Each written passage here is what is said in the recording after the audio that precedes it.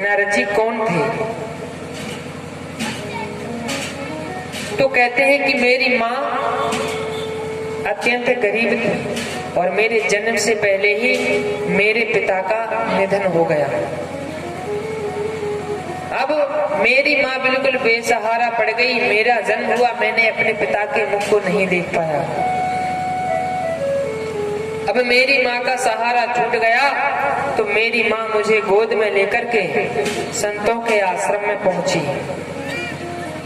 तो संतों से कहा कि आप हमें ऐसा आशीर्वाद दीजिए, हमारी सहायता कीजिए। मेरा छोटा सा बालक है और मैं दोनों को 2 वक्त का भोजन दीजिए, मैं मंदिर का कार्य करती रहूंगी।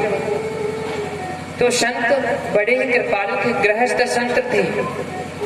उनकी पत्नियां आश्रम में रहती थी, वो भी रहते थे। तो उन्होंने कहा कि जाओ देवी, अंदर ऋषि पत्नियां बैठी हैं, उनके पास जाओ, मंदिर में झाड़ू लगाओ, मंदिर में झाड़ू लगाओ, पानी भर के लाओ, हवन के लिए समिधा इकट्ठी करके लाओ, भोजन बनवाओ, प्रेम से भोजन पाओ, रहो, हमें कोई आपत्ति नहीं है। रहने लगे। लेकिन जब बरसात के दिन आए तो चातुर्मास करने के लिए कुछ संत आए जो विचरण करते रहते हैं। आश्रम पर आए तो संतों के यहाँ होता क्या है? संतों के यहाँ होता है कि सुबह 6 बजे से जब तक रात्रि विश्राम ना हो, हरि चर्चा। संत कुछ और नहीं करते, हरि चर्चा ही करते हैं। तो हम जिसके बारे में सुनेंगे उसी के बारे में हमारा मन और दिमाग चला जाएगा। ये बात सत्य है। हम जैसे माहौल में रहेंगे, जैसे विचार हमारे मन में जाएंगे, हमारा स्वभाव भी वैसा ही बन जाएगा।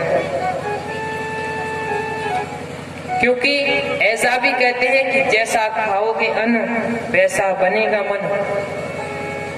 तो संतों के यहाँ सात्विक भोजन प्राप्त होता है।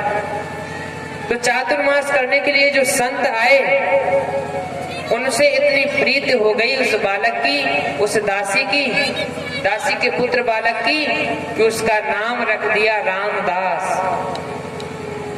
रामदास नाम रख दिया।